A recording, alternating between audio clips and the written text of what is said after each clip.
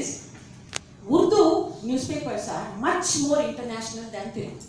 Urdu newspapers from Hyderabad are hugely influenced, hugely into, they cover international debates much more, and they are much more into international politics than Telugu newspapers ever are. And the Urdu speakers look down upon Telugu speakers. सरकार है ना सिर्फ हिंदू मुस्लिम को बांट के हुकूमत चला रही है।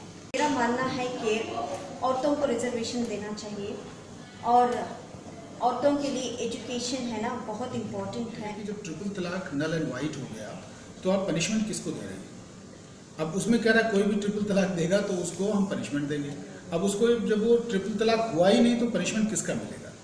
प्रॉब्लम ये है, जो आपने किसी ने 3 बार तलाक दे दिया और ये बात हो गई कि वो ट्रिपल तलाक दिया और एज पर द लॉ तलाक हुआ ही नहीं, अब उसको ऊपर से पनिशमेंट कहाँ से? मुस्लिम औरतों का एक पॉलिटिकल इशू बन गया, एक पॉलिटिकल कमोडिटी उसको बनाया और सिर्फ ट्रिपल तलाक और पॉलीगामी डिस्कस हो रहे हैं और इश्यूज कंसर्निंग मुस्लिम वुमेन जो है लिटरेसी है, एजुकेशन है, पॉवर्टी है, जॉब नहीं मिल रहे है, कम्युनिटी बैकवर्ड हो रहे हैं, उसके बारे में चर्चा नहीं होती और कम्युनिटी बैकवर्ड होते हैं तो उसमें औरतें भी बैकवर्ड होती हैं। हमको ब्रॉडर पर्सपेक्टिव से, कम्युनिटी का पर्सपेक्टिव से हमको डिस्कस करने का है, इसीलिए हम लोग ने ये स्टार्ट किया Muslim women rights and reality.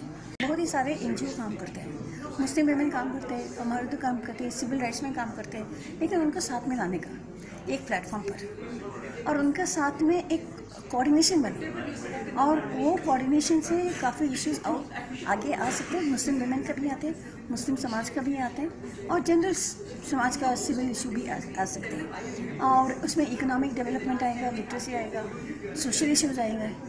ऐसा हम डिस्कस करने का फोरम बनाने का